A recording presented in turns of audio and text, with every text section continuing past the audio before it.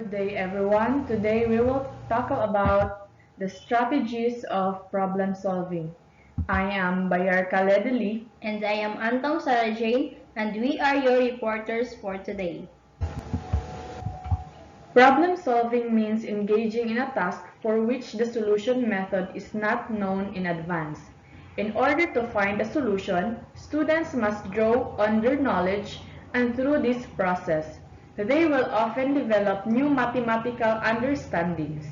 Solving problem is not only a goal of knowing mathematics, but also a measure of doing so, according to National Council of Teacher in Mathematics or NPCM 2000, page 52. And a problem is a situation in which a person wants something and does not know immediately what series of actions he can perform to get it, by Henderson and Pingery. Here are the 14 strategies of problem solving. First, we have looking for a pattern, Examining a related problem. examining a simpler case, Making table or an organized list. drawing a diagram or making a model, Create or use a graph. act it out, Writing an equation. guess and check working, Working backwards. identify a sub-goal, Change your point of view. direct reasoning, And indirect reasoning. The first strategy is looking for a pattern. Finding a pattern is a strategy in which students look for patterns in the data in order to solve the problem. Students look for items or numbers that are repeated or a series of events that repeat. So let's look for the example.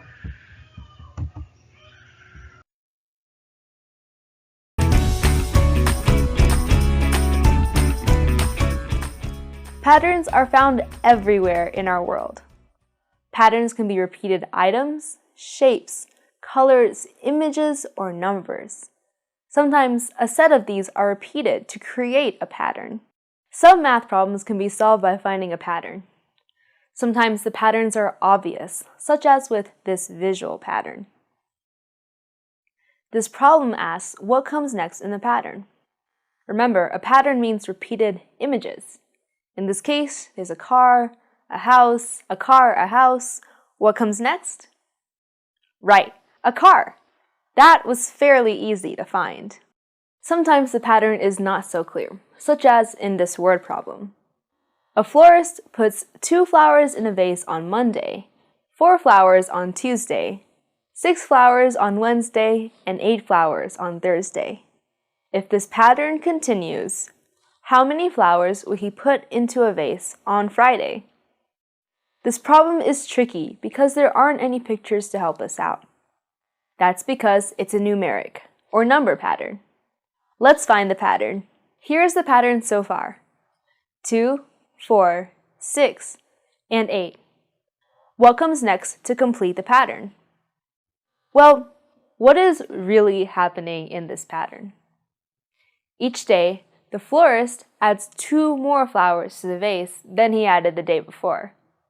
The pattern is counting by 2s. So, 2 plus 2 gave the florist 4. 4 plus 2 gave the florist 6. 6 plus 2 gave the florist 8 flowers. That means we need to add 2 to 8 to give us 10. Yes, the pattern is 2, 4, 6, 8, 10. Look for patterns in your world and in word problems to help you solve them. And keep practicing solving word problems in our games. Thanks for watching, and always be clever.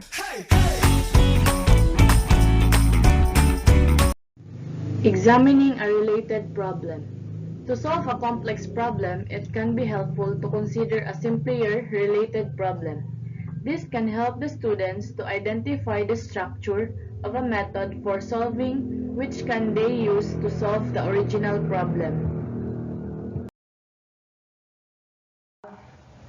Examining a simpler case. Solving a simpler problem is about finding the core of difficulty and what you are trying to do. Trying to temporarily ignore that difficulty and then incorporate that difficulty back into a solution you derive for the simplified problems. So here is the example.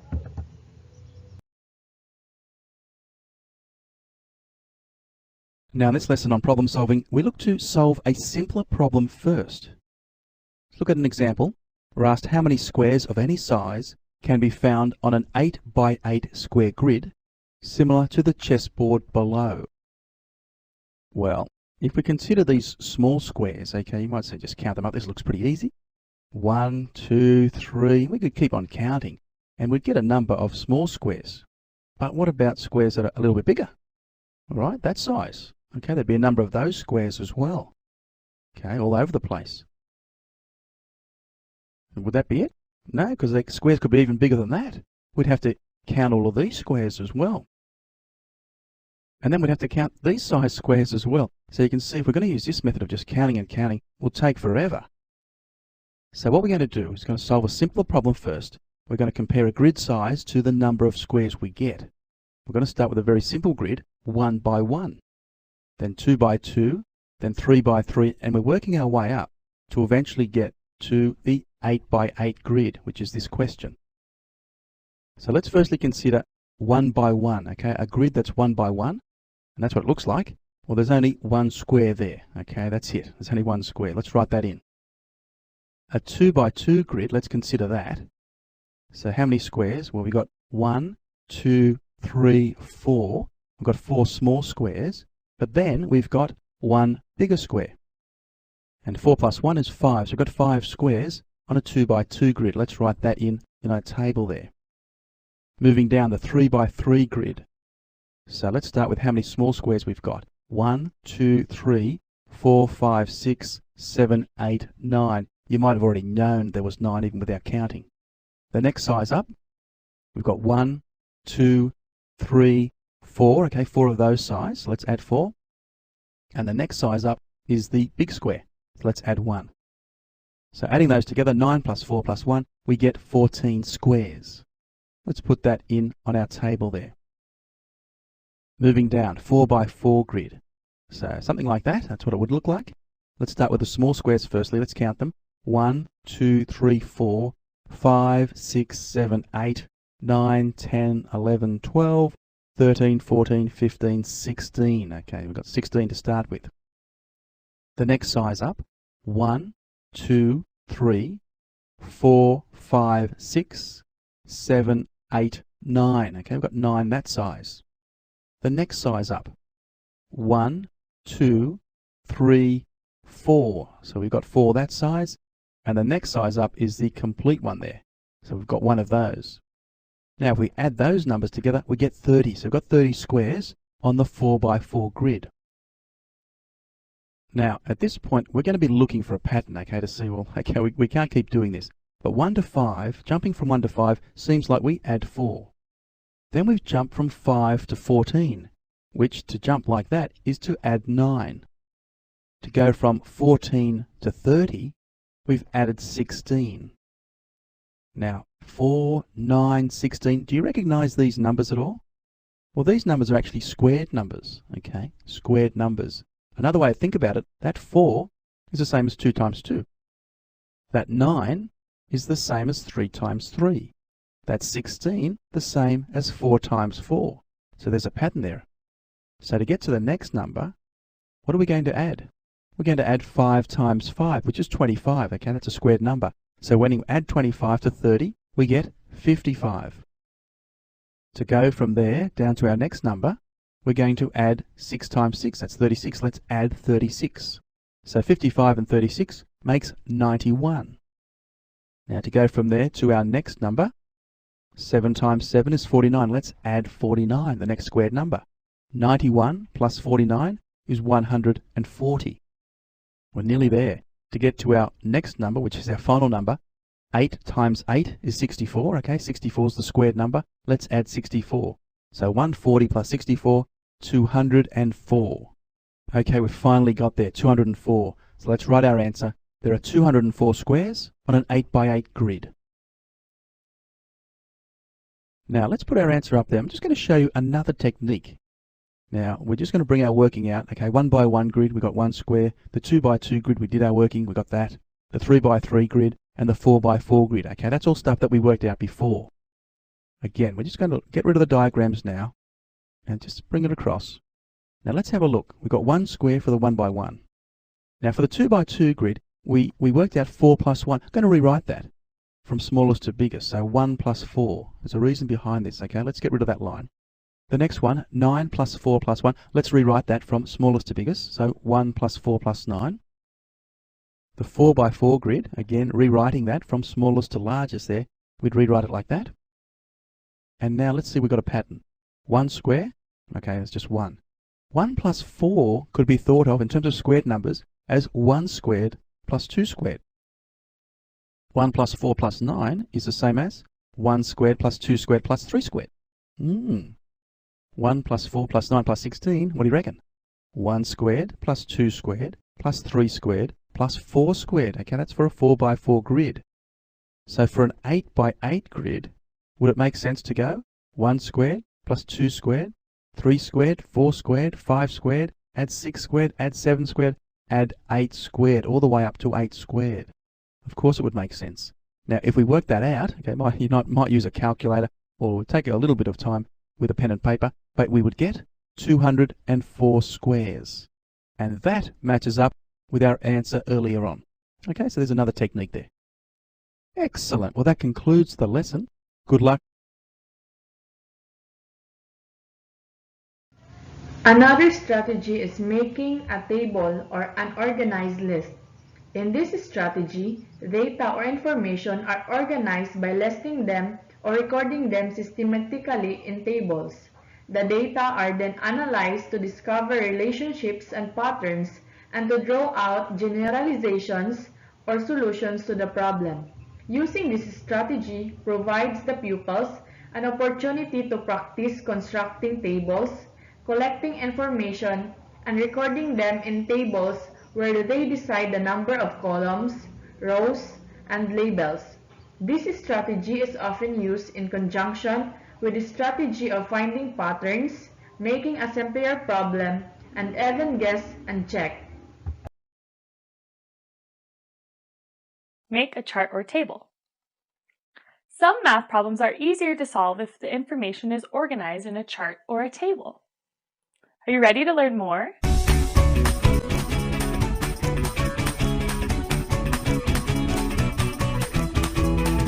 Before watching this video, it will be helpful if you watch the video called Problem Solving Strategy 1. Find the pattern. Because within a chart or a table, you will often find a pattern. Making a chart or table helps you to organize information in a word problem. It also helps you see patterns within the problem. Let's look at an example to understand what I mean. Stella ran a lemonade stand for 5 days. On the first day, she made $1. Every day after that, she made $2 more than the previous day. How much money did Stella make in all after 5 days? We know that we have to add to solve this problem because it says in all. But there is also a pattern to find. How do we know? Stella does not make the same amount of money each day. Each day she made $2 more than the day before. Go Stella! So we know the pattern will be increasing in number. A really neat way to solve this problem is to organize the information in a chart or a table. We need to track the number of days that Stella ran her lemonade stand. We also need to keep track of the amount of money that Stella made each and every day. We can organize this information in a chart just like this one. Now let's fill in this chart. We know that Stella ran a lemonade stand for 5 days. Let's list the number of days in the chart. 1, 2, 3, 4, 5. We know that on the first day, Stella made $1. Let's write that next to day 1. Now we need to figure out the rest of the pattern to complete the chart and to get our answer. So, every day after the first day, Stella made $2 more than the previous day, which means $2 more than the day before. Okay, that means on day 2, Stella made $3. $1 from the previous day plus $2 more equals $3. We continue to fill in the rest of the chart in the same way. On day 3, Stella made $2 more than $3. So $3 plus $2 equals $5 on day 3. Are you beginning to see the pattern? The chart makes it easy to see, doesn't it? On day 4, Stella made $2 more than $5. So $5 plus $2 equals $7 on just day 4. And on day 5, Stella made $2 more than $7. $7 plus $2 equals $9. Great! Let's see what our final answer is. It's always wise to go back to the original problem. The question asks, how much money did Stella make in all after 5 days? At first, you might look at the chart and say that on the 5th day, Stella made $9, so our answer is none. But that is incorrect. If we look at the question again, in all means all the days together, not just on day 5. So we have one more step to solve this problem. We need to add all of the money that Stella made because she did make money each day, not just on the 5th. Luckily, the chart makes it easy for us to add since it's all neatly organized. $1 plus $3 plus $5 plus $7 plus $9. Stella made $25. Wow, Stella made some great money with her lemonade stand. And there you have it. Organizing information in a chart is another strategy for solving word problems that can add to your treasury of math skills. Strategy is draw a diagram, picture, or model. Drawing a diagram, picture, or model is the most helpful strategies for us understanding a problem and of obtaining ideas for a solution. Learners represent a problem situation with sketch drawings to help them see the relationship and connections among the components of the problem. Translating a problem scenario into a drawing or using a picture or model helps learners visualize the problem situation, which may successfully lead to the desired solution. Students are encountered to draw only the essential details that would make the problem clearer and easier to understand. Today's problem-solving strategy is drawing a picture or modelling. And here is a problem. Masumi has 3 different coloured tops, red, green and white. She has 2 different coloured skirts, yellow and pink, which she can wear with them. How many different combinations of skirts and tops can she wear? Now, you might be able to do this in your head, but it's a little bit easier if we actually draw some pictures. Now, here are some ready-made clothes, so we're going to see what possible combinations she can have. So she can wear a red top with a yellow skirt, or a red top with a pink, oh, that's a bit purple, skirt. She can wear green with yellow or green with pink. And she could wear white with yellow or green, no, white with pink. All right, so not only do we have an answer, so we've got that there are 6 possible combinations, but also the 6 combinations are clear to see. Okay, here is another problem. A rectangular garden is 5 meters wide. Its length is 2 meters more than its width. What is its perimeter? So it tells us that it's a rectangular garden, so let's just draw ourselves a little rectangle. Okay. Ooh, that could have been better. Sorry. Okay. Now let's start again. Let me make this a little bit clearer.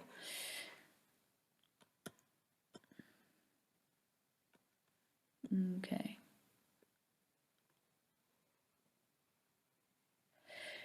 Okay, so it tells us that its length is 2 meters more than its width. So if we make this the width, then that's 5 meters, and this is also 5 meters. The length is 2 meters more, so that's 7 meters and 7 meters. So in total, the perimeter is going to be all those added together, so 7 plus 7 plus 5 plus 5, which gives us 24 meters. Notice that it's not just about drawing the picture, but actually annotating it and labeling it as well. That was drawing.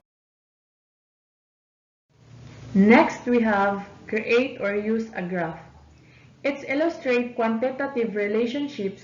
They may take the form of a pie chart, bar graph, or line graph, among others. Math questions that involve graph challenge the students to determine the right expressions based on the relationship depicted in the graph.